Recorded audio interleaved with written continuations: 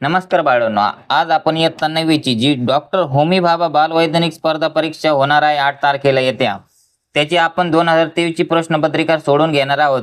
त्यापूर्वी तुम्ही आपल्या चॅनलवर नवीन असाल तर आपल्या चॅनलला सबस्क्राईब करा व बेल आयकॉन दाबून ठेवा, म्हणजे तुम्हाला नवीन नवीन जे मी प्रश्नपत्रिका टाकणार आहे त्याचे नोटिफिकेशन तुमच्यापर्यंत पोहोचतील व तुम्हाला त्याचा नक्कीच फायदा होईल. चला आपण वेळ न वाया घालवता आता सोडून घेऊया क्वेश्चन पेपर. पहिला प्रश्न आहे, खालीलपैकी कोणत्या नियमानुसार वादळाच्या वेळेस विशाल वृक्ष उन्मळून पडतात?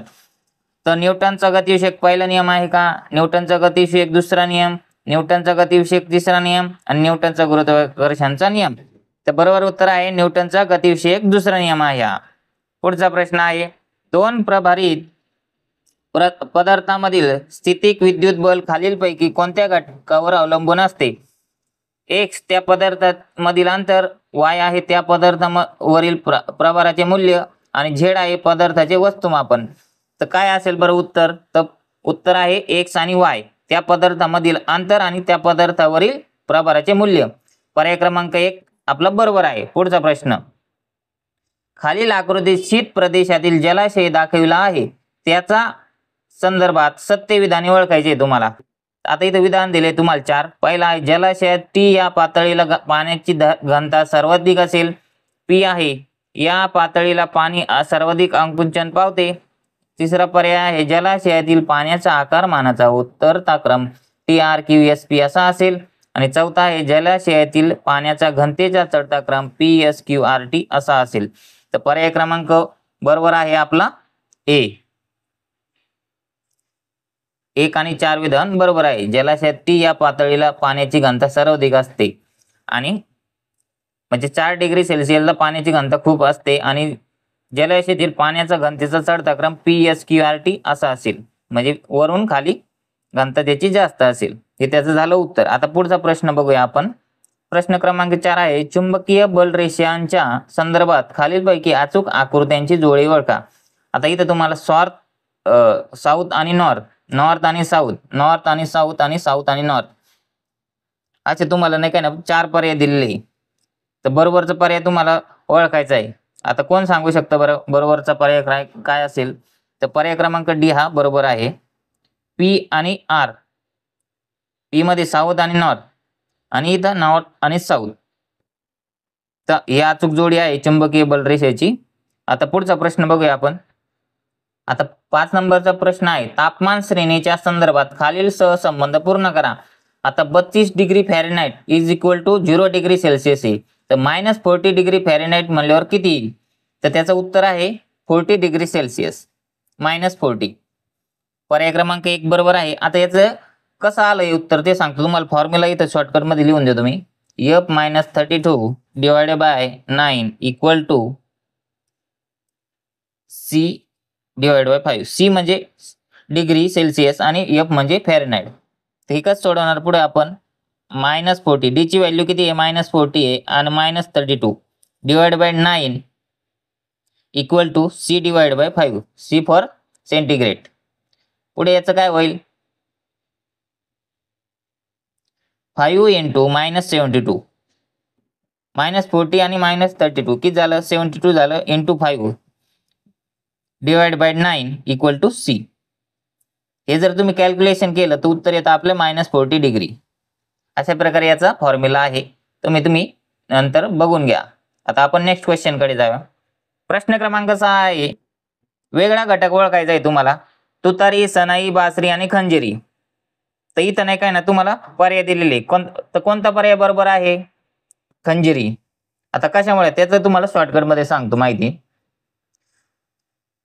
तुतारी, सनई आणि बासरी ही वायुवाद्य आहेत आणि खंजिरी ही तालवाद्य आहे, म्हणून हा घटात न बसणारा शब्द आहे. पुढचा प्रश्न आहे 7 नंबरचा, जर द्रवाने तापमान बदलले तर त्याच्या कोणत्या राशीमध्ये बदल होईल? आकारमान, दुसरा आहे पर्याय वस्तुमान, तिसरा आहे पर्याय घनता आणि चौथा आहे आंतरिक ऊर्जा. तर पर्याय क्रमांक डी जो आहे तो बरोबर आहे. 1, 3 आणि 4 आकारमान बदलणार, घनता बदलणार आणि आंतरिक ऊर्जा बदलणार. पुढचा प्रश्न बघूया आपण आता 8 नंबरचा. 8 नंबरचा प्रश्न आहे, पहिल्या जोडीतील सहसंबंध ओळखून दुसऱ्या जोडीतील सहसंबंध पूर्ण करा. जर EDUSAT जर शिक्षण क्षेत्रातील वापर असेल तर IRS काय असेल? तर पर्याय दिलेला आहे तुम्हाला. A दूरचित्रवाणी प्रसारण सेवा, B आहे हवामानशास्त्र सेवा, तिसरा आहे दूरसंचार आणि चौथा आहे नैसर्गिक संसाधनाचे नियंत्रण आणि व्यवस्थापन. तर पर्याय क्रमांक D हा बरोबर आहे. नैसर्गिक संसाधनांचे नियंत्रण आणि व्यवस्थापन हा पर्याय बरोबर आहे. आता प्रश्न क्रमांक 9 बघूया आपण. स्क्रूच्या टोकाचे क्षेत्रफळ 0.1 सेंटीमीटर स्क्वेअर आणि वजन 0.5 N आहे, तर लाकडी फळीवर स्क्रू मध्ये किती दाब निर्माण होईल? चला आपण हे सोडून घेऊया. आता इथं नाही का आपल्याला आहे ना, ए म्हणजे काय दिलेलं आहे? क्षेत्रफळ दिलेलं आहे 0.1 सेंटीमीटर स्क्वेअर. तेच किती झालं? 0.1 × 10⁻⁴ मीटर स्क्वेअर. आणि F म्हणजे काय? वजन किती दिलेलं आहे? 0.5 न्यूटन. तर फॉर्म्युला आहे P = F/A. तर काय येईल? 0.5 / N × 0.1 × 10⁻³ मीटर/स्क्वेअर. सॉरी 10⁻⁴ मीटर/स्क्वेअर. तेच कसं होईल? 0.1 × 10⁻⁴ = 1 × 10⁻⁵ मीटर/स्क्वेअर. P = 0.5 N / 1 × 10⁻⁵ मीटर/स्क्वेअर. तेच कसं होईल विश्लेषण? P = 0.5 × 10⁻⁴ न्यूटन/मीटर/स्क्वेअर. तेच काय होईल? 5 × 10⁻⁴ न्यूटन/मीटर/स्क्वेअर. तर बरोबर तर आपला आहे 5 × 10⁻⁴ मीटर/स्क्वेअर.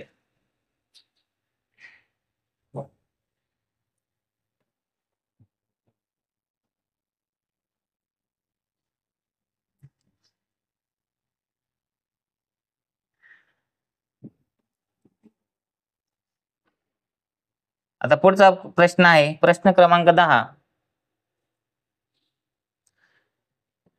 सूर्यामध्ये ऊर्जा आणि ऊर्जा निर्माण होण्याच्या प्रक्रियेसंबंधित खालील विधाने अभ्यासा योग्य पर्याय निवडायचा आहे तुम्हाला. तर पहिले विधान आहे सूर्याच्या केंद्रस्थानी हायड्रोजनचे एकीकरण होते. विधान 2 आहे सूर्याच्या केंद्रस्थानी हेलियमचे अणु केंद्र तयार होते. तर इथं 4 पर्याय दिले ABCD. पहिलं विधान आहे विधान 1 आणि विधान 2 दोन्ही विधाने सत्य असून विधाने 2 हे विधान 1 चे प्रमुख कारण आहे. दुसरा पर्याय आहे विधान 1 व विधान 2 दोन्ही विधाने सत्य असून विधान 1 हे विधान 2 चे प्रमुख कारण आहे. तिसरा आहे पर्याय विधान 1 व विधान 2 दोन्ही विधाने असत्य आहे. चौथा पर्याय विधान 1 व विधान 2 सत्य असून एकमेकांशी निगडित आहे. तर याचं बरोबर उत्तर B आहे. विधान 1 व विधान 2 दोन्ही सत्य असून विधान 1 हे विधान 2 चे प्रमुख कारण आहे. आता तेच सांगतो तुम्हाला कशामुळे असं आहे. सूर्याच्या केंद्रामध्ये केंद्रकीय एकीकरण अभिक्रिया होऊन हायड्रोजन पासून हेलियमच्या अणुकेंद्राची निर्मिती होते. हे त्याचं खरं उत्तर आहे. चला आपण आता नेक्स्ट क्वेश्चन कडे जाऊ. प्रश्न 11 आहे खालीलपैकी शक्ती या भौतिक राशीच्या एककाचा गट ओळखायचा आहे तुम्हाला, म्हणजे युनिट ओळखायचं आहे तुम्हाला फोर्सचं. बरोबर. तर आपण पर्याय वाचूया. पहिला पर्याय आहे जूल/सेकंद, दुसरा आहे किलोग्राम मीटर/स्क्वेअर/सेकंद, किलोग्राम मीटर/स्क्वेअर इनवर्स आणि न्यूटन/सेकंद इनवर्स. तर पर्याय क्रमांक जे दिलेले आहे ABCD त्यापैकी पर्याय क्रमांक B जो आहे तो बरोबर आहे. कारण जूल/सेकंद मध्ये पण मोजतात, किलोग्राम मीटर/स्क्वेअर सेंटीमीटर इनवर्स मध्ये पण मोजतात आणि न्यूटन मीटर इनवर्स मध्ये पण मोजतात. हे झालं त्याचं उत्तर. आता पुढचा प्रश्न आहे 12 नंबरचा. खालीलपैकी कोणता आलेख पदार्थ एकरेषीय गतीत गतिमान असताना अवत्वरण दर्शवतो? तर बघा इथं वेग दिलाय, काळ दिलाय. इथं पण वेग, काळ आणि इथं तिसरा आहे वेग, काळ आणि सरळ आणि वेग, काळ, बहिर्वक्र. तर याचा पर्याय क्रमांक तुम्हाला B जो आहे तो बरोबर आहे. पुढचा प्रश्न बघू आपण. 1 मिमी त्रिज्या व 30 ओहम रोध असलेली 30 सेंटीमीटर लांबीची विद्युत वाहक तार आहे. जर त्या तारेची लांबी व रोध तो ठेवून तिची त्रिज्या दुप्पट केली तर त्यांच्यातील रोधकतेचे गुणोत्तर किती होईल? तर आता आपल्याला गुणोत्तर काढायचे इथं. तर पर्याय दिलेले तुम्हाला 1:1, 1:2, 1:4 आणि 4:1. तर पर्याय बरोबर आहे 1:1. कारण का त्याचं सांगतो तुम्हाला स्पष्टीकरण. रोधकता हा पदार्थाच्या द्रव्याचा धातूचा एक वैशिष्ट्यपूर्ण गुणधर्म आहे. तो पदार्थाचा आकार व आकारमान यावर अवलंबून असतो. प्रत्येक द्रव्याची एक विशिष्ट रोधकता असते. म्हणून पर्याय क्रमांक 1 बरोबर आहे. प्रश्न क्रमांक 14 आहे आता इथं दिलेला. कार्य या भौतिक राशी संदर्भात दिलेल्या माहितीवरून योग्य पर्याय निवडायचा आहे तुम्हाला. बल व विस्थापन यामधील कोण दिलेलं आहे? 0 डिग्री, 90 डिग्री आणि 180 डिग्री. कार्य आहे W=-Fs, W=Fs आणि W=0. उदाहरण दिलंय, वस्तू जमिनीला समांतर गतिमान असताना गुरुत्व बलाने केलेले कार्य. दुसरा आहे वस्तू अधोगती दिशेने गतिमान असताना गुरुत्व बलाने केलेले कार्य. आणि तिसरा आहे वस्तू ऊर्ध्व दिशेने गतिमान असताना गुरुत्व बलाने केलेले कार्य. तर इथं तुम्हाला पर्याय ABCD दिलेले आहेत आणि उत्तर बरोबर आहे C. पर्याय क्रमांक C आहे.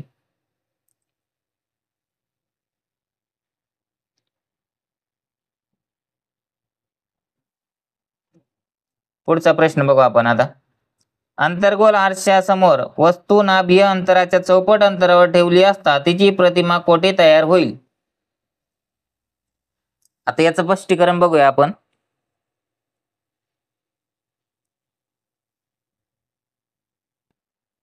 इथे सोडून देत तुम्हाला मी. पर्याय क्रमांक D बरोबर आहे, पण ते कसं आलं ते सांगतो तुम्हाला मी. U=4F V ची व्हॅल्यू काढायची तुम्हाला, बरोबर. तेच कसं होणार आता? 1/F = 1/U + 1/V. इथे सोडवतो पुढचं मी. 1/F = 1/4F + 1/V. हेच कसं होणार? सिंपल. 1/V = -3/4F आणि V = -4/3F. हे त्याचं आलंय आन्सर. पर्याय क्रमांक 4 आपला बरोबर आहे. आता पुढचा क्वेश्चन बघूया आपण. पुढचा प्रश्न आहे 16 नंबरचा. भौतिक स्थिती कायम असताना हायड्रोजन वायूतील ध्वनीचा वेग व ऑक्सिजनच्या वायूतील ध्वनीचा वेग यांचे गुणोत्तर किती असेल? पर्याय क्रमांक आपल्याला इथं दिलेले आहे A, B, C आणि D. तर बरोबर उत्तर आहे आपलं C. 4:1. हे कसं आलं हे सांगण्यासाठी मी डायरेक्ट तुम्हाला सोडवलेलं स्पष्टीकरण दाखवतो. हे बघा, ध्वनीचा वेग हा माध्यमाच्या ऋण भाराच्या वर्गमूळाच्या व्यस्त प्रमाणात असतो. आता फॉर्म्युला आहे V∞ 1/√m.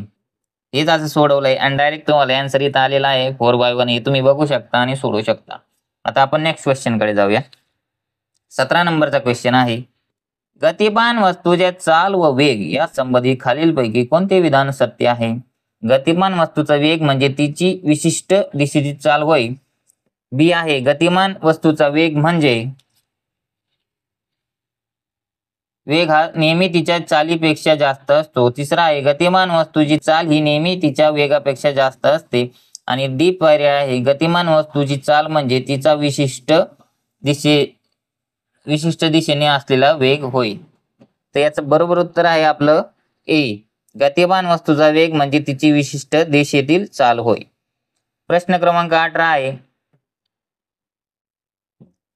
एका तरंगाची वारंवारता 25 हर्ट्झ व चाल 500 मीटर पर सेकंद आहे, तर त्याचा तरंगकाल किती असेल? आता तुम्हाला तरंगकाल काढायचा आहे. तो कसा काढायचा आपण बघूया. इथे मी इथे सोडून देतो तुम्हाला. V = 500 metre per second, F = 25 hertz आणि तुम्हाला T काढायचा आहे, बरोबर. आता फॉर्म्युला आहे त्याचा T = 1/F 1/25 = किती येणार ते? 0.04 सेकंद.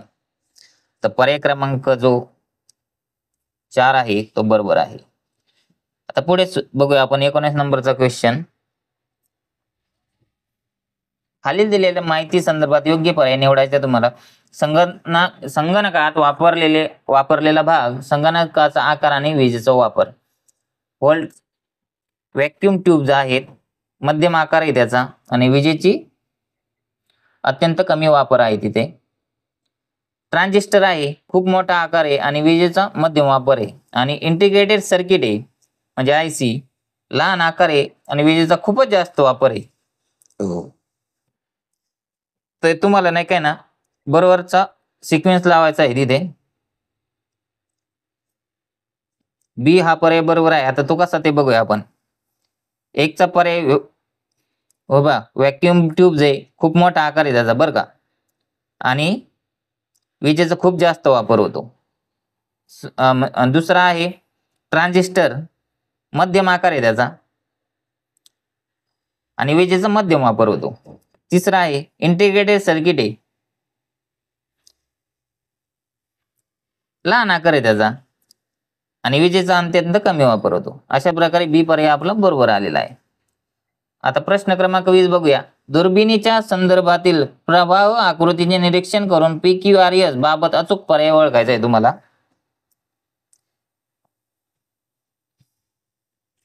आता इथं देख दुर्बीण म्हटलंय, फक्त भिंगाचा वापर केलेला आहे, होय P. नाही केलेला भिंगाचा वापर, तर भिंग व आरसे याचा वापर केलेला आहे का, होय Q. जर नाही केला तर बहिर्वक्र आरचा वापरला आहे का, होय R. आणि नाहीच S. तर पर्याय क्रमांक जो आहे आता पुढे दिलेला तो बघूया आपण.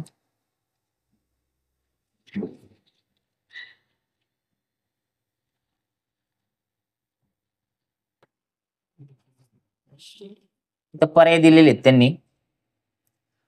पर्याय आहे PQRS, अपवर्तनीय, न्यूटनीय आणि कॅसग्रेन आणि रेडिओ. बी आहे अपवर्तनीय, रेडिओ, कॅसेग्रेन आणि न्यूटनीय. सी आहे अपवर्तनीय, रेडिओ, न्यूटन आणि कॅसेग्रेन. डी आहे कॅसेग्रेन, न्यूटनीय, रेडिओ आणि अपवर्तनीय. तर बरोबरचा पर्याय आपला आहे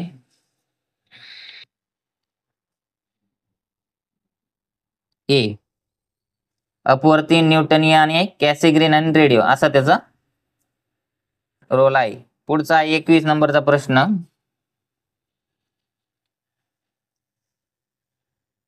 सुरेश व रमेश हे दोघे प्रत्येकी 500 न्यूटन वजन घेऊन जमिनीपासून 10 मीटर उंचावर चढत जातात. त्यासाठी सुरेशला 20 सेकंद व रमेशला 40 सेकंद वेळ लागतो. तर सुरेश व रमेश यांची शक्तीचे गुणोत्तर किती?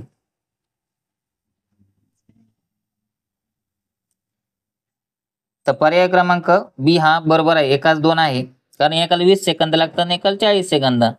हे त्याचं झालं उत्तर. पुढचा प्रश्न.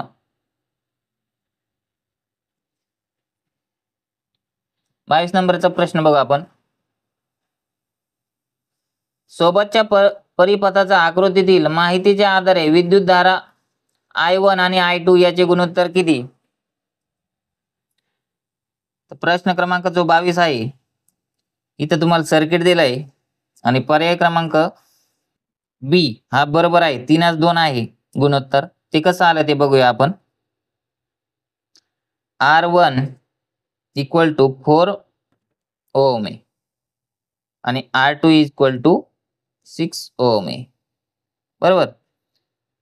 आता I1 divide by I2 equal to R2 divide by R1 equal to 6/2 equal to 3/2. आलं का लक्षात तुमच्या? गुणोत्तर कसं आहे, 3/2 आलं. चला आता पुढचा प्रश्न बघूया आपण.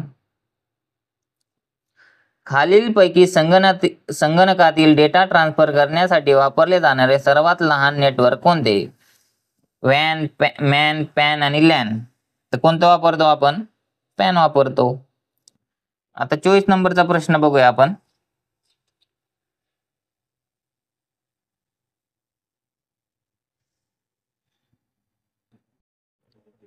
आता 24 नंबरचा प्रश्न बघूया आपण.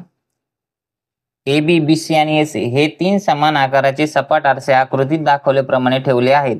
तर आकृतीच्या केंद्रभागी ठेवलेल्या वस्तू P च्या प्रतिमाची संख्या दर्शवणारा अचूक पर्याय ओळखायचा आहे तुम्हाला. आता 3 आरसे बरोबर, तर एका याचे किती प्रतिमा तयार होतील? 6 होतील. तर बरोबर पर्याय आपला आहे 18. पर्याय क्रमांक 1 बरोबर आहे. आता नेक्स्ट क्वेश्चन बघा. पुढचा प्रश्न आहे, एका विद्युत बल्बच्या तंतूमधून 1 अँपिअर विद्युतधारा वाहत असेल तर त्या तंतूच्या काटछेदातून 16 सेकंदात किती इलेक्ट्रॉन वाहून जातील? तर 10⁻20 हा पर्याय बरोबर आहे. पुढचा प्रश्न बघा आपण 27 नंबरचा. PQRS हे 4 चेंडू रेषीय गतीमध्ये आहेत. त्यांचे वस्तुमान व वेग या संदर्भातील माहिती खालील सारणीत दिली आहे. यावरून कोणत्या 2 चेंडूंची गतिज ऊर्जा समान आहे ते ओळखा. आता चेंडू PQRS दिलेले आहे. वस्तुमान m/2 m/3m² आणि 4 मीटर. तिथं व्होल्टेज 2 व्होल्टेज U/3 आणि V/2. तर पर्याय क्रमांक ए आहे P आणि S हे दोघांचं सारखं आहे.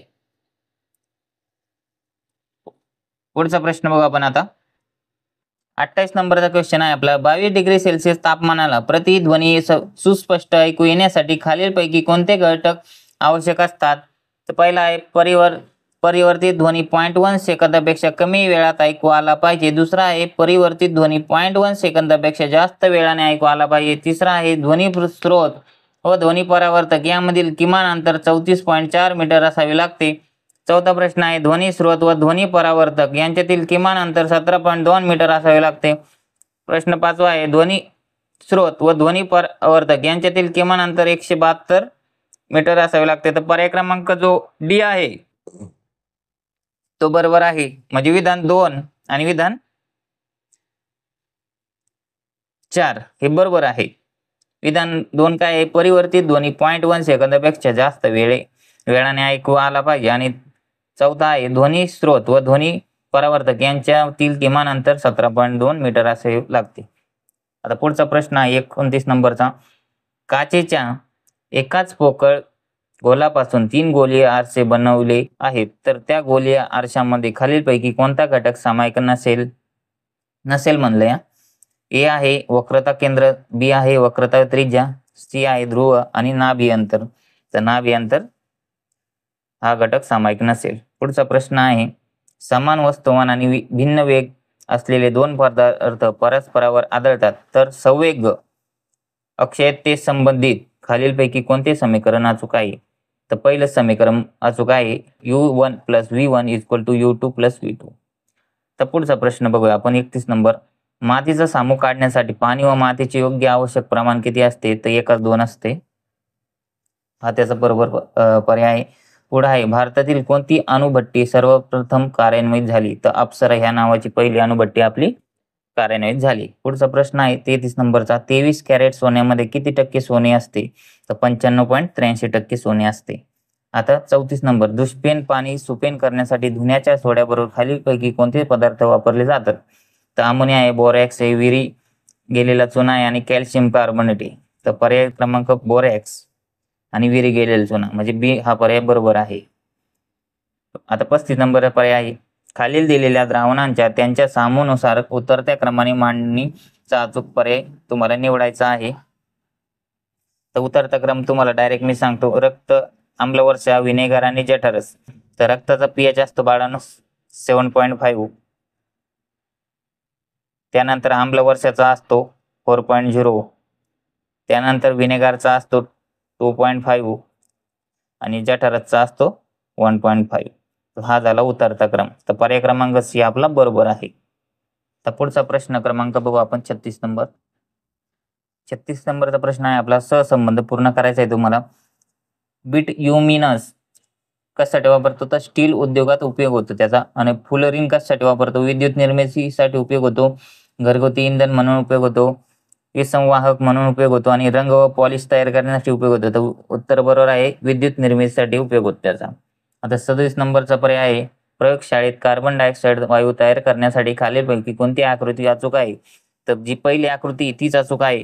हे बघा, खाली द्रावणामध्ये डीप झालेला आहे, इथं डीप झालेलं नाही, इथे एकच झालंय, म्हणजे पहिली आकृती बरोबर आहे. पुढचा प्रश्न आहे 38 नंबरचा. MgI2, NaI आणि ॲल्युमिनियम ऑक्साईड 3 या संयुगावरून अनुक्रमे मॅग्नेशियम, सोडियम, ॲल्युमिनियम आणि आयर्न यांच्या संयोजनाबाबत खालीलपैकी कोणता पर्याय बरोबर आहे? पर्याय सी हा बरोबर आहे. कारण ह्या संयोगानुसार मॅग्नेशियमची व्हॅलन्सी 2 आहे, सोडियमची 1 आहे, ॲल्युमिनियमची 3 आहे आणि आयर्नची 1 आहे. आता पुढचा प्रश्न बघू आपण. 45 ग्रॅम पाण्यामध्ये पाण्याचे किती रेणू असतात? तर 45 ग्रॅम पाण्यामध्ये 1.2, 1.5, 3.0 आणि 18. तर 1.5 0.55 गुणिले 10⁻²4 इतके रेणू असतात. आता पुढचा प्रश्न बघू आपण. सोडियम बायकार्बोनेटच्या उपयोगासंदर्भात खालीलपैकी कोणती विधान लागू पडतात? पेट्रोलियमच्या शुद्धीकरणात याचा उपयोग होतो. दुसरा आहे कपड्यांचे विरंजन करण्यासाठी याचा उपयोग होतो. तिसरा आहे काच व कागद उद्योगात वापरतात आणि ओव्हन स्वच्छ करण्यासाठी वापरतात. तर पर्याय क्रमांक जो सी आहे तो बरोबर आहे. ओव्हन स्वच्छ करण्यासाठी वापरतो आपण त्याला. 41 नंबरचा प्रश्न आहे. खालील रासायनिक अभिक्रियेत पी आणि क्यू च्या जागी कोणते घटक असतील? विरी गेलेला चुना plus P dash calcium oxide plus Q. तर इथे तुम्हाला पर्याय दिलेली ABCD. पी आहे क्लोरीन कॅल्शियम क्लोराईड, पाणी calcium hydroxide, calcium carbonate carbon dioxide आणि क्लोरीन आणि पाणी. तर याचं तुम्हाला डायरेक्ट मी स्पष्टीकरण देतो. पर्याय क्रमांक जो डी आहे तो बरोबर आहे.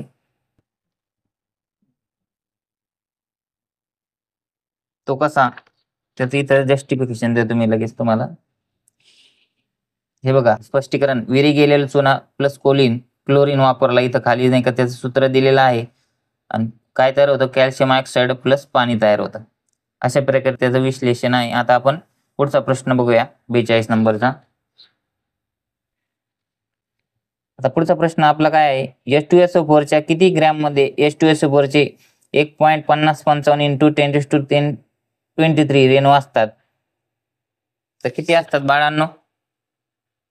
तर 24.5 रेणू असतात. ते कसे काढले त्याचे जस्टिफिकेशन तुम्हाला येत देतो मी. हे बघा 42 नंबरचं स्पष्टीकरण इथे दिलेलं आहे. 1 मोल H2SO4 मध्ये 6.022 गुणिले 10⁻23 H2SO4 चे रेणू असतात. समजा 1 मोल H2SO4 मध्ये 1.55 गुणिले 10⁻23 रेणू आहेत. मोलची संख्या काढू आपण इथं. अशा प्रकारचं सूत्र वगैरे आहे आणि डायरेक्ट आपला आन्सर इथं आलेला आहे. 1.55 गुणिले 10⁻³ रेणू असतात 24.5 ग्रॅम H2SO4 मध्ये. कळलं तुम्हाला? आता पुढचा प्रश्न बघू आपण 43 नंबरचा. 43 नंबरचा प्रश्न काय आहे? इथेनच्या रेणूमध्ये σ6 आणि पाय बंध अनुक्रमे किती असतात? तर पर्याय क्रमांक 43 आहे बरोबर ए. किती असतात? 5 आणि 1. सिग्मा बॉन्ड 5 असतात आणि पाय बॉन्ड 1 असतात. त्याचं स्पष्टीकरण इथे दाखवतो तुम्हाला मी. हे बघा झालं इथेन आहे. तर किती आहे? सिग्मा 1 2 3 4 5 बरोबर. सिग्मा बॉन्ड झाले 5 आणि पाय बॉन्ड 1 असतो बरोबर. डबल बॉन्ड बनले पाय बॉन्ड 1 असतो. कळलं तुम्हाला? अशा प्रकारे आपलं ए पर्याय बरोबर आहे. पुढचा प्रश्न बघू आपण आता.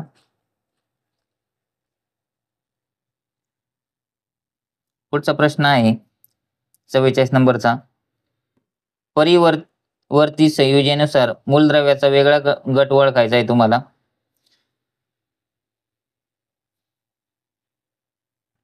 तर काय काय दिलंय? पहिला पर्याय आहे फेरस SN आणि Hg म्हणजे मर्क्युरी. बी आहे क्रोमियम मॅग्नीज आणि कॉपर. पुढचा आहे मॅग्नीज पोटॅश आणि क्लोरीन. पुढचा आहे SN पोटॅशियम आणि क्लोरीन. तर 44चं जे आहे पर्याय क्रमांक ए हा बरोबर आहे. तो कसा? मूलद्रव्य फेरस जो आहे परिवर्ती संयोजतेची 2 आणि 3 आहे. SN आहे त्याची परियोजी संयोजक 2 आणि 4 आहे आणि मर्क्युरी जे आहे त्याची परियोजन संयोजक 1 आणि 2 आहे. असं म्हणजे तो क्रम दिलेला आहे. हा वेगळा गट आहे. पुढचा प्रश्न बघा आपण 45 नंबरचा. खालीलपैकी कोणती अभिक्रिया ऑक्सिडीकरण अभिक्रिया नाही? तर सी जी आहे ती ऑक्सिडीकरण अभिक्रिया नाही. ही अभिक्रिया ऑक्सिकडनरची नसून क्षपन अभिक्रिया आहे. अभिक्रियाकारक O3G ऑक्सिजन गमावत असल्याने एक क्षपन अभिक्रिया ठरते. बाकीच्या ऑक्सिडीकरण अभिक्रिया आहे ए, बी आणि डी. पुढचा प्रश्न बघू आपण 46 नंबरचा.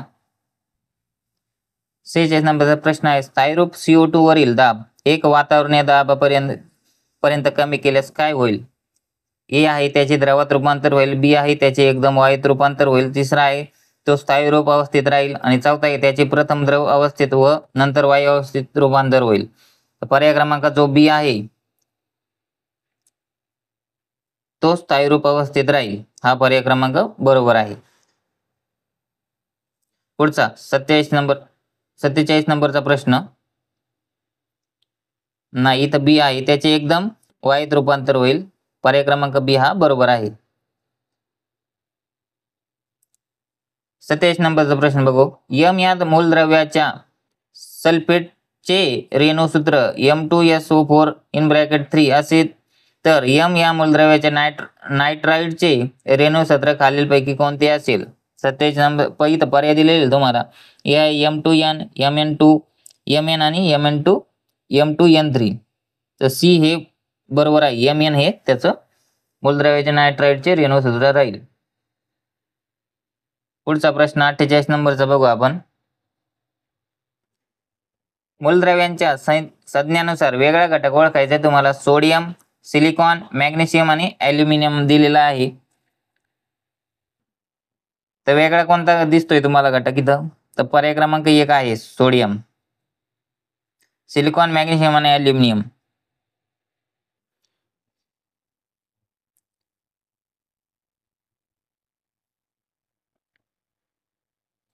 पुढचा प्रश्न बघू आपण 49 नंबरचा. खालीलपैकी पेट्रोलियमच्या प्रभाजी ऊर्ध्वपतनाने कोणकोणते घटक मिळतात? पेट्रोल, डिझेल, नॅफ्ता, केरोसिन आणि वंगण. तर कोणते पर्याय बरोबर आहेत? तर डी वरील सर्व पर्याय बरोबर आहे. पेट्रोल भेटतं, डिझेल भेटतं, नॅफ्ता भेटतो, केरोसिन आणि वंगण भेटतं म्हणजे ऑइल भेटतं आपल्याला. पुढचा प्रश्न आहे 50 नंबरचा. स्टायरीनमुळे कोणत्या प्रकारचे कर्करोग होतात?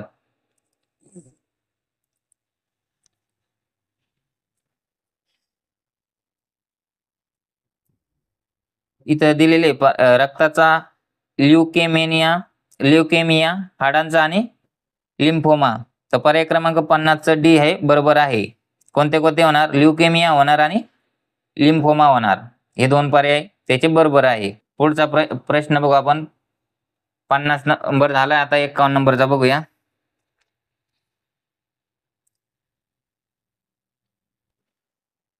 नंबरचा प्रश्न बघू. कार्बन व गंधक यांच्यापासून तयार होणाऱ्या कार्बन डायसल्फाइडच्या रासायनिक अभिक्रियेचा प्रकार कोणता? उष्माग्राही, उष्मादायी, विस्थापन आणि अपघटन. तर कोणता आहे बाळांनो? कोण सांगतंय? ए जो आहे उष्माग्राही तो बरोबर आहे.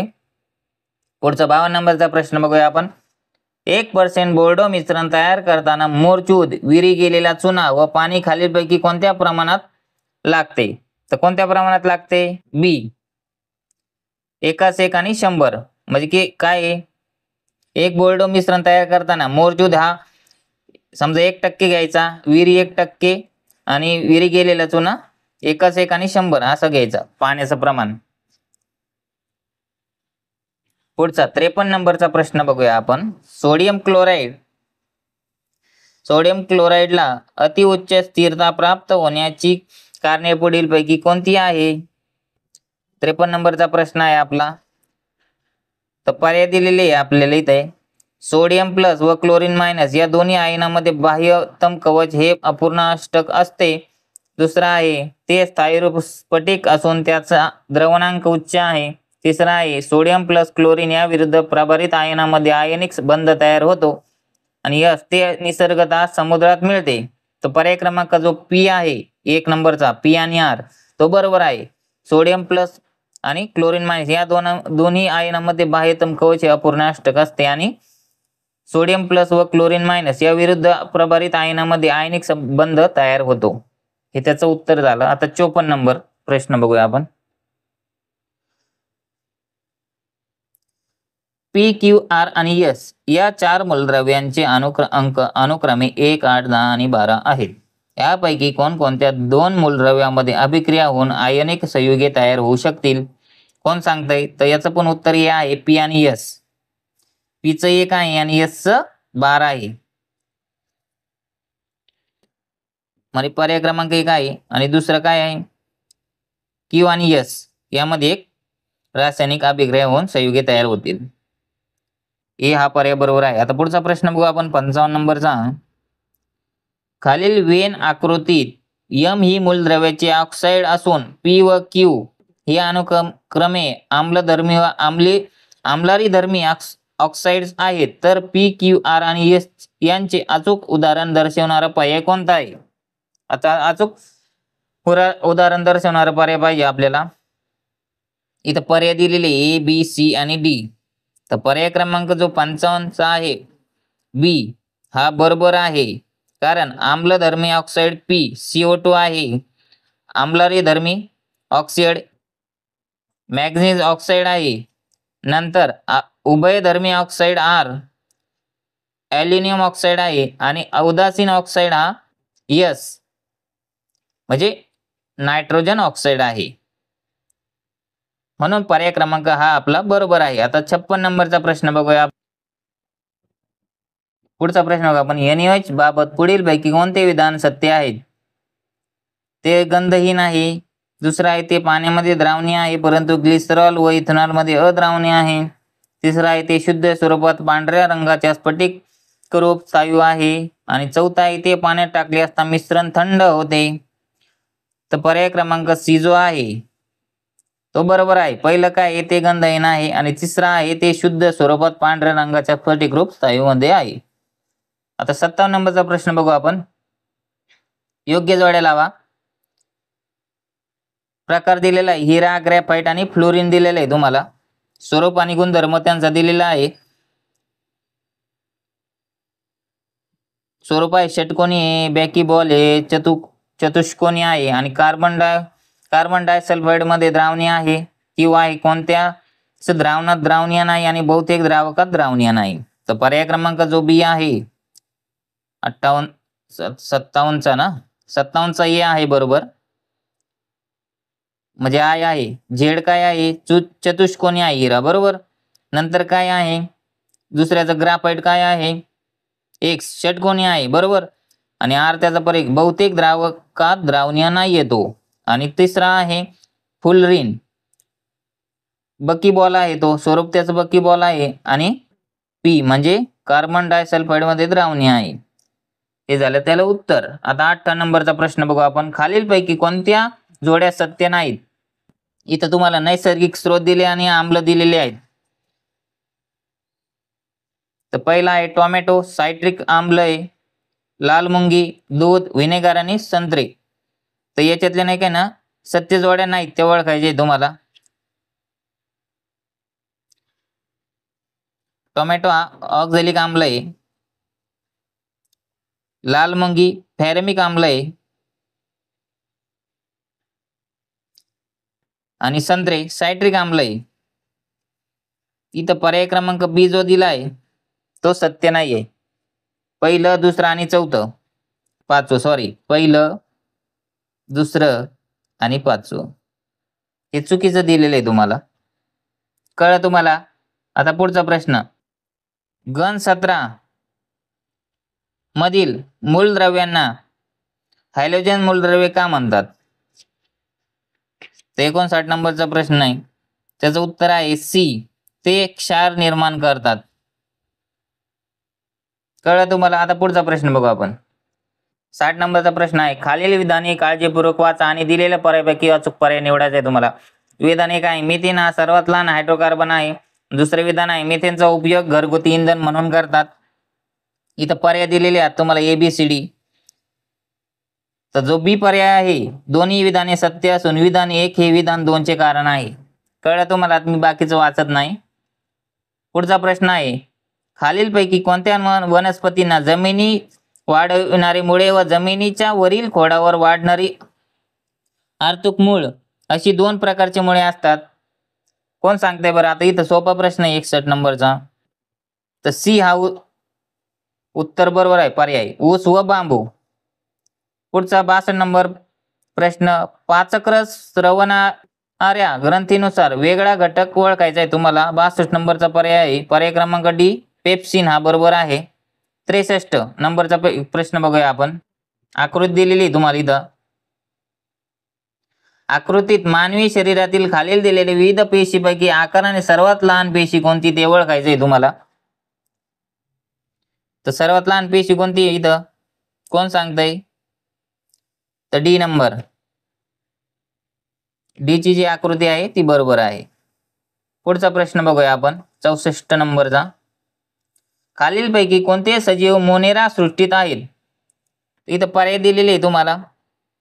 Salmonella typhi, Plasmodium, Paramecium, Legionella pneumoniae, Penicillium, ओलेक्स आणि ट्रेपोनेमा पॅलिडम. तर पर्याय क्रमांक 64 उत्तर आहे ए, पी, एस आणि यू. सॅल्मोनेला टायफी आहे, ट्रेपोनेमा पॅलिडम आणि लेजिओनेला न्यूमोनी हे त्याचे बरोबर उत्तर आहेत. हे त्याचे पेशीत आहे. नेक्स्ट 65 नंबरचा प्रश्न आहे, खालीलपैकी कोणत्या आकृतीमध्ये अतिपरासरण दिसून येते? तर आकृती जी पहिली आहे त्याच्यात परासरण दिसून येते. कारण का? पी या आकृतीत अतिपरासरण दिसून येते कारण या क्रियेमध्ये पेशीतील पाणी परासरण प्रक्रियेमुळे बाहेर पडते व पेशी द्रव्य आकसते. चला पुढचा प्रश्न बघू 66 नंबरचा. खालीलपैकी पेशी अंगक आणि त्यांचे कार्य यांच्या योग्य जोड्या लावायच्या आपल्याला ओळखायचे आहे. तर मी इथं जोड्या लावल्यात. केंद्रकचा आहे, पेशी विभाजनावर नियंत्रण करते. लयकारिकाचा आहे, रोग प्रतिकार यंत्रणा बघते. रक्तिका आहे, पेशींच्या परासरणीय दाबाचे नियंत्रण करते. आणि ग्लॉन्किगाय रिक्तिकांची निर्मिती करते. तर पर्याय क्रमांक बी हा त्याचं बरोबर उत्तर आहे. आता पुढचा प्रश्न बघू आपण. खालील पैकी लोहित रक्तपेशींशी संबंधित सत्य विधाने कोणती? तर 3 विधाने इथं सत्य आहे, 1, 2 आणि 3. पर्याय क्रमांक बी हा त्याचा बरोबर आहे. तर पहिलं विधान आहे आकाराने लहान वर्तुळाकार केंद्र नसलेल्या पेशी आहेत. आणि दुसरा आहे रक्ताच्या प्रत्येक घनमिमी मध्ये 50 ते 60 लक्ष आरबीसी असतात. आणि चौथा आहे आरबीसी ची निर्मिती अस्थिमज्जेत होते. तर बी हा पर्याय त्याचा बरोबर आहे. पुढचा प्रश्न बघू आपण 68 नंबरचा. खालीलपैकी कोणत्या वनस्पती बायोफायटा विभागातील आहेत? 3 वनस्पती आहेत इथं. मर्केशिया, रिक्सिया,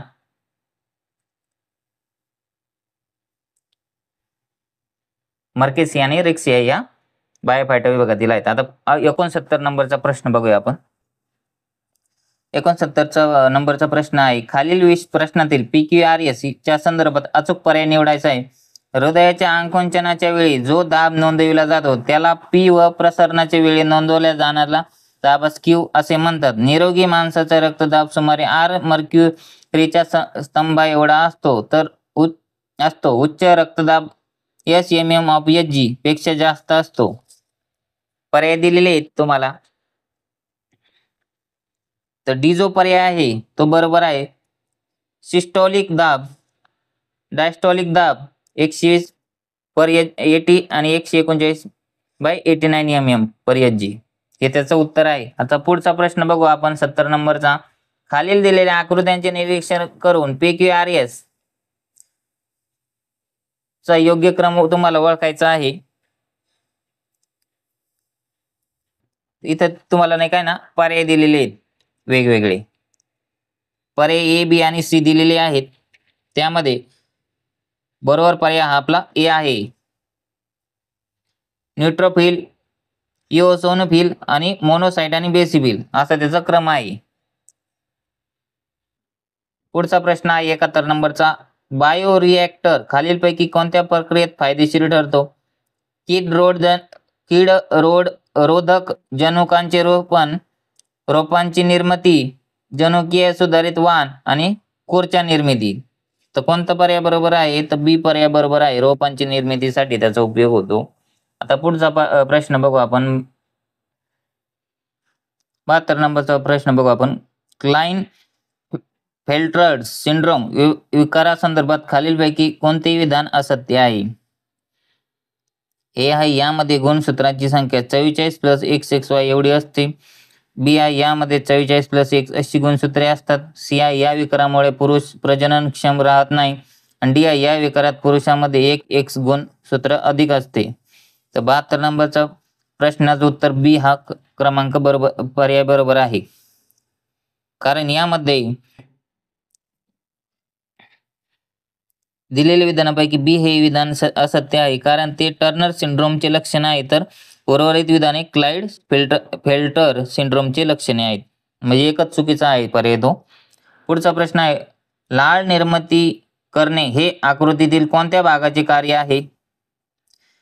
73 नंबरचा प्रश्न आहे आपला. तर एस इथं आहे, पी, आर आणि क्यू. तर कोणता पर्याय बरोबर आहे?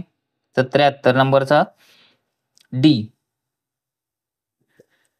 क्यू. इथे लाळ निर्मिती होते खरे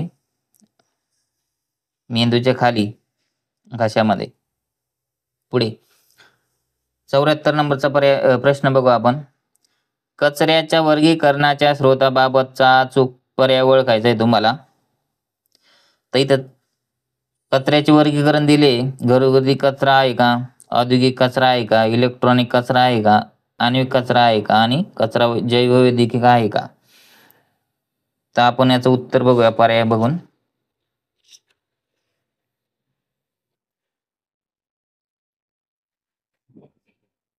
तर पर्याय क्रमांक जो 74चा आहे तो सी बरोबर आहे. फळांच्या साली, राख, म्युझिक, स्टीम, बेरियम 140 आणि सलाईनच्या बाटल्या.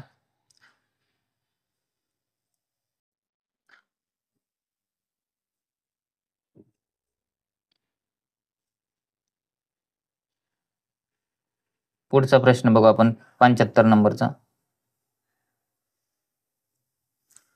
खालीलपैकी कोणत्या वनस्पतीमध्ये पाणी व अन्नाच्या वहनासाठी विशिष्ट ऊती नसतात?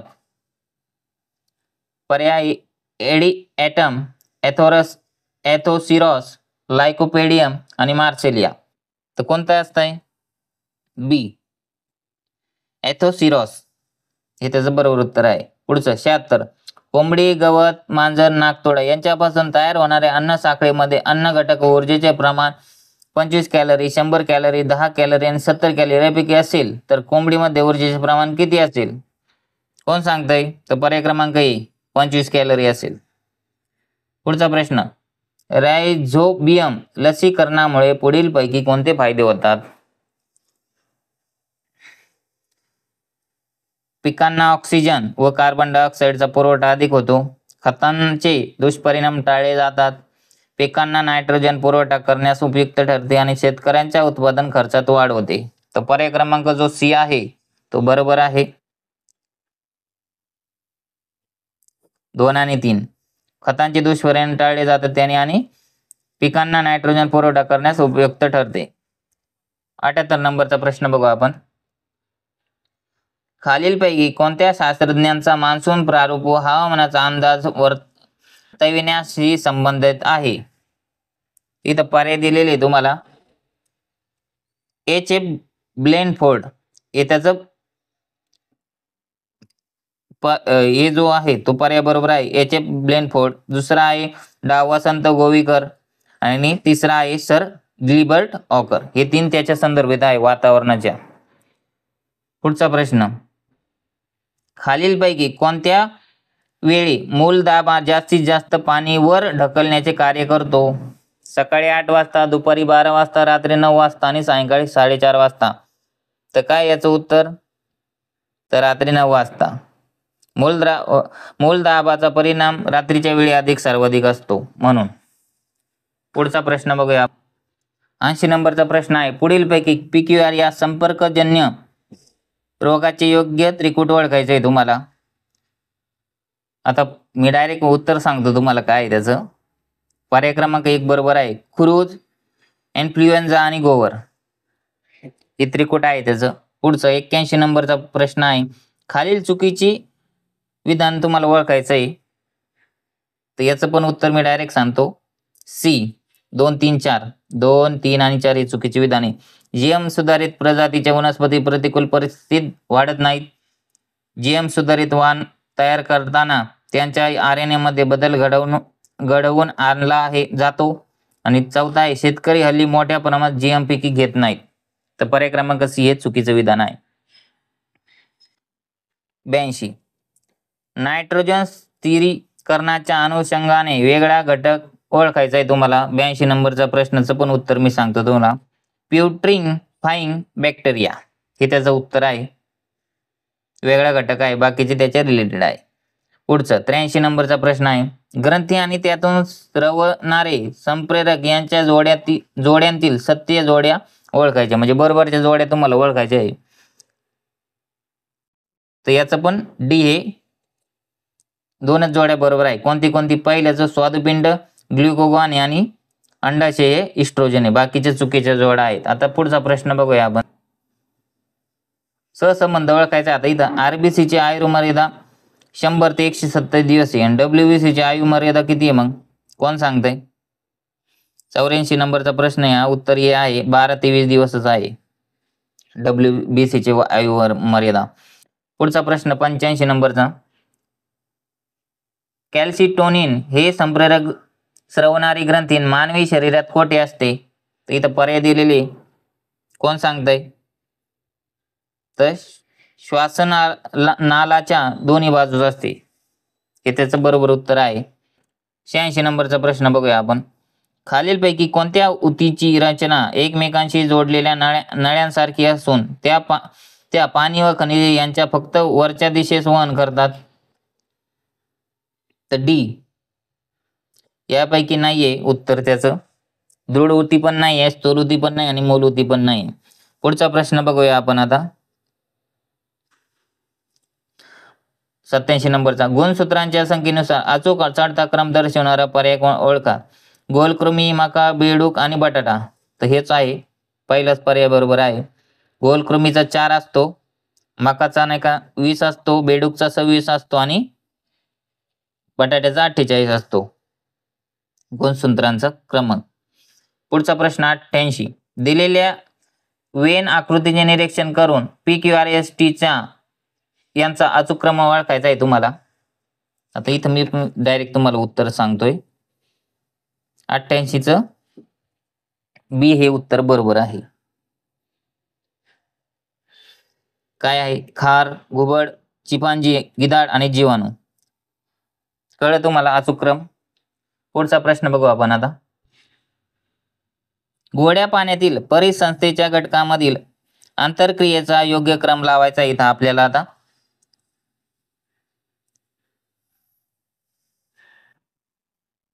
बी उत्तर आहे RQTPS. आर म्हणजे कोणतं आहे? पहिलं निटेला, क्यू आहे ॲनेलिडिस, टी आहे बेडूक, पी आहे बगळे आणि एस आहे बुरशी. हा त्याचा क्रम झाला. पुढचा प्रश्न बघूया आपण. खालील दिलेल्या गुणसूत्रांच्या आकृतीचे निरीक्षण करून XYZW चा अचूक क्रम ओळखायचा आहे तुम्हाला. तर पर्याय इथं दिलेले आहेत. 90 नंबरचा प्रश्न आहे, त्याचं उत्तर डी आहे. मध्यकेंद्री, उपमध्यकेंद्री, अग्रकेंद्री आणि अंत्यकेंद्री असा त्याचा क्रम आहे XYZ. पुढचा 91 नंबरचा प्रश्न आहे. आपल्या आकाशगंगेतील खालीलपैकी कोणता तारा सर्वात मोठा असून पृथ्वीला अगदी जवळचा आहे? 91 नंबरचा प्रश्न आहे. तर ए सूर्य हा सगळ्यात जवळचा तारा आहे. 92 नंबरचा. बिपरजॉय वादळ हे नाव खालीलपैकी कोणत्या देशाने दिले? कोण सांगताय? 92 नंबरच्या प्रश्नाचं उत्तर आहे बी, बांगलादेशने दिले. 93. खालीलपैकी कोणत्या राष्ट्रीय उद्यानात भारताने 2022 मध्ये नामी बियाण चित्ते सोडले? तर ए हे उत्तर बरोबर आहे. कुनो पालपूर. पुढचा 94 नंबरचा प्रश्न बघूया. इंटरनॅशनल ऑर्गॅनिक महोत्सव 2023 चे आयोजन भारतातील कोणत्या शहराने केले? म्हैसूर, गुवाहाटी, विशाखापट्टणम आणि कोची. तर उत्तर आहे सी, विशाखापट्टणमने केले. पुढचा प्रश्न आहे. ऑप्टिकल फायबर तंत्रज्ञान खालीलपैकी कोणत्या भौतिक तत्वावर कार्य करते? बार्नौलीचे तत्व, अपवर्तनाचे नियम, प्रकाश विद्युत परिणाम, पूर्ण आंतरिक परावर्तन. तर कोण सांगताय उत्तर? तर डी हे उत्तर बरोबर आहे, पूर्ण आंतरिक परावर्तन. पुढचा प्रश्न, भारताच्या कोणत्या राज्यात सर्वाधिक राष्ट्रीय उद्याने आहेत? हे तर माहितीच पाहिजे, मध्य प्रदेश. पुढचा प्रश्न बघूया आपण आता. पुढचा प्रश्न आहे, कोणत्या भारतीय संस्थेने प्रोजेक्ट प्लान हा ICU व्हेंटिलेटर तयार केला? तर IISc या संस्थेने तयार केला. पुढे आहे, खालीलपैकी कोणते घटक चंद्रयान 3 मध्ये बसवण्यात आले होते? तर लँडर आणि रोवर हे 2 घटक बसवण्यात आले होते. पुढचा प्रश्न आहे 99 नंबरचा, आदित्य L1 प्रक्षेपणासाठी खालीलपैकी कोणत्या रॉकेटचा वापर करण्यात आला? डी पर्याय हा बरोबर आहे, PSLV C57. शेवटचा प्रश्न आहे या प्रश्नपत्रिकेचा, सुवर्ण क्रांती गोल्डन रिव्होल्यूशन खालीलपैकी कोणत्या पर्यायाशी संबंधित आहे? तर फलोत्पादन व मध याच्याशी संबंधित आहे. अशा प्रकारे आपला इयत्ता 9वीचा डॉक्टर होमी भाभा बाल वैज्ञानिक स्पर्धा परीक्षेचा इयत्ता 9वीचा 2023चा प्रश्नपत्रिका सोडून झालेली आहे. तुम्हाला व्हिडिओ आवडला तर व्हिडिओ लाईक करा व चॅनलला सबस्क्राईब करा. अशाच प्रकारे आपण नवीन व्हिडिओ टाकणार आहोत. डॉक्टर होमी भाभा परीक्षा 8 तारखेला येत्या, तरी तुम्ही याची पूर्वतयारी म्हणून हा स्टडी करून ठेवा. धन्यवाद.